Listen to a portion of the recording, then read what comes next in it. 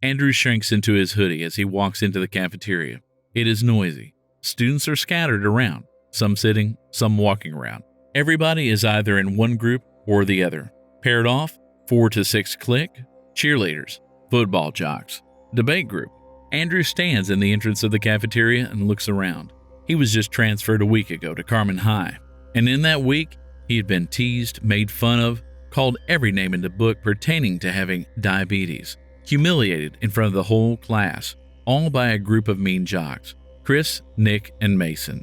He had only been in Carmen High for a week, and he hated every minute of it. He scanned the cafeteria once more, looking for, and at the same time, hoping not to see what he was looking for.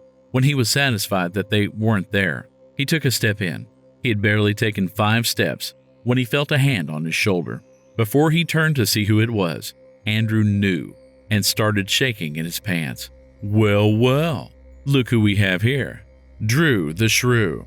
So you finally grew the balls to actually eat in the cafeteria like a normal person. Chris, the leader of the group, and the one that Andrew hated the most, said. He laughed. Nick and Mason joined in as they each took his arms on both sides and lifted him high, carrying him to the nearest table. Andrew didn't bother to struggle as they effortlessly carried him. He knew what was coming. He had lived through it once, and all he just wanted was for it to be over. He closed his eyes and imagined he was home, in his bedroom.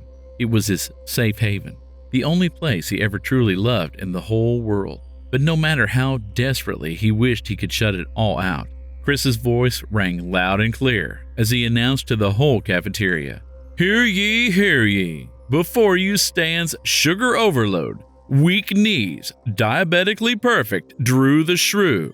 Give it up for him, y'all. A tear leaks through Andrew's tightly shut eyelids as all the students laugh. Andrew hears his dad call out to him as he runs blindly into his room. After the show Chris, Nick, and Mason had put on in the cafeteria played out, the principal, Mrs. Gooding, had come into the cafeteria and dispelled it. She gave Chris, Nick, and Mason a week detention, and she had turned to Andrew and asked him if he thought he could handle the rest of the day. When he didn't reply, and she saw how he was shaking, she had called Andrew's dad to come pick him up. It wasn't until later Andrew learned that it had been a student who had gone to report to the principal. Andrew said a silent prayer for that student. He slammed the door to his room now and dumped his backpack on the floor and fell face down on his bed, letting all the tears he had held back loose. He hears his dad knock on the door, asking if he was okay and if he wanted to talk. Andrew ignores everything and just sobs into his pillow. After a while, when he realizes Andrew was not going to answer, his dad finally leaves. 5 hours later, 6:18 p.m., Andrew finally gets up from his bed. He had dozed off somewhere between crying his eyes out and hating his life. He sits up in his bed and looks around. The sun spilled into his room through a crack in his window, illuminating the room. He picks up his glasses from the nightstand, puts them on, and walks outside. He sees his dad sitting at the dining table, his reading glasses perched on his face as he peered at his laptop. The light from the sun that shone through the windows of the dining area washed over his head, lightening the shade of his hair. Andrew stands in the entrance and stares at his dad for a few seconds. For as long as Andrew could remember, he had always wished he could be more like his father, have a quarter of his strength, a pinch of his courage, and just not be this weakling that he was. On the good days, he hated the world for being so cruel to him. He hated the people in the world for being so cruel to him, and sometimes he hated the universe for casting the type of cruel fate he had on him.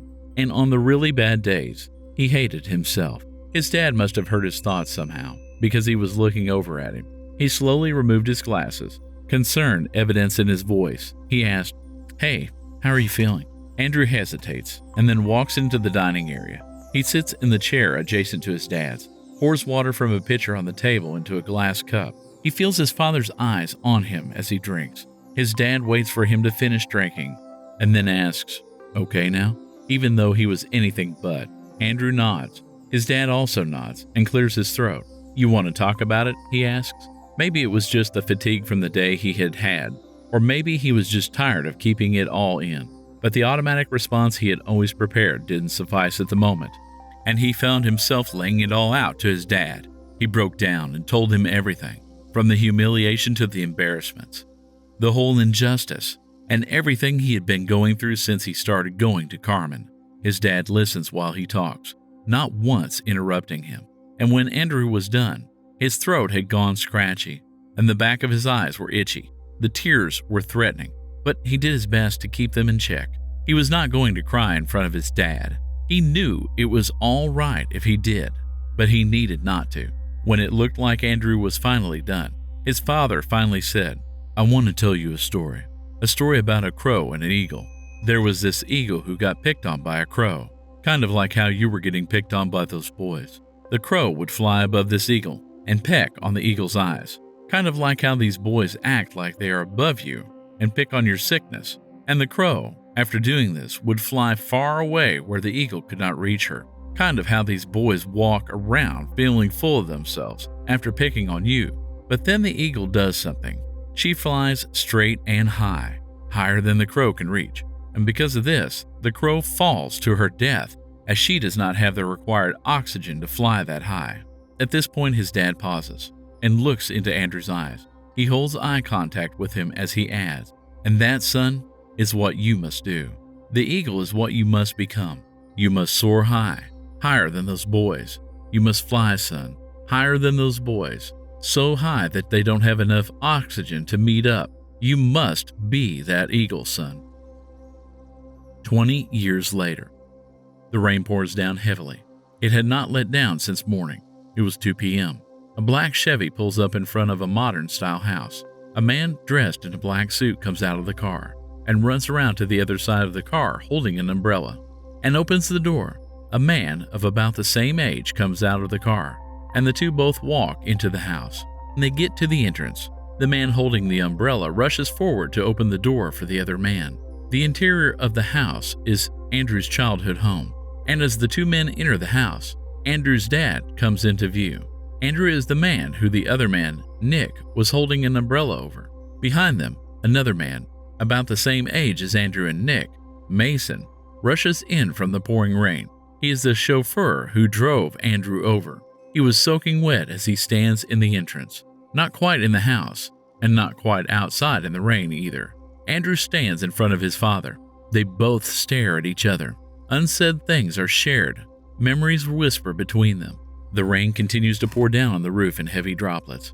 The sound of their platters, the only sound that can be heard above their heads.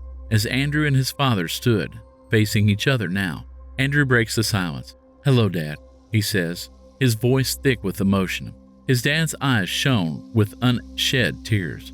Just then, another man rushes in from the rain, soaking wet. He stands on the threshold and tries to shake the water away from his hair, even as he tries to protect the papers that he had in his right hand from falling down. He rushes into the living room where Andrew and his dad were. He awkwardly fumbles to right himself as he stands beside Andrew. Andrew barely glances at him as he walks toward his father. They hug tightly, and then they let go, and they sit on opposite chairs, facing each other. "So how are you? Work? I feel like it's been forever since I saw you last," Andrew's dad said. Andrew chuckles and replies, "Yeah, I've missed you too, Dad. Work has been hectic. Starting your own company is not an easy thing to accomplish, but I've been doing okay. And since it seems to be getting on its feet, I needed to see you. And so, here I am." His dad nods his head slowly, smiling. "Well, I'm glad you did. It sometimes gets lonely around here, you know. And having my only son come and visit me, well, this is easily the highlight of my week," his dad said. They both laughed.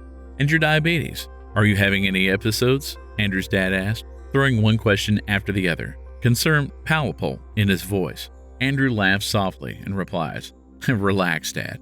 One day at a time, please. Yes, I am taking my medicine regularly. I'm doing good on that front." Andrew paused, and his expression got serious as he continues. "I know what we went through with my diabetes, and I wouldn't be so irresponsible to let it happen again. I've become even more careful, I promise. As a matter of fact, my medicine is here with me. It's with one of them." He tips his head toward the entrance where Chris still stood. His dad's eyes followed Andrew's gesture. "Yeah, I was going to ask. Who are they? Should I offer them some tea?" Andrew smiled and nodded at his father. As his father went to the kitchen for more cups of tea, he remembered his school years and these three bullies. He remembered the story you told him about the crow and the eagle, how the crow would always pick on the eagle and fly away. These were the crows: Chris, Nick, and Mason. The crows who flew away that day. The bullies who made his life a living hell in Carmen High. He stopped, and as he looked straight at his dad, and he whispered as if his dad was sitting next to him, "I became the eagle, Dad. I became the eagle, and I soared high, higher than the crows could ever fly, and they fell." The story about the crow and the eagle changed his life drastically. His father gave him the courage to move on when he wanted to give up, and he was most glad he took his advice, because he wouldn't be there if he didn't.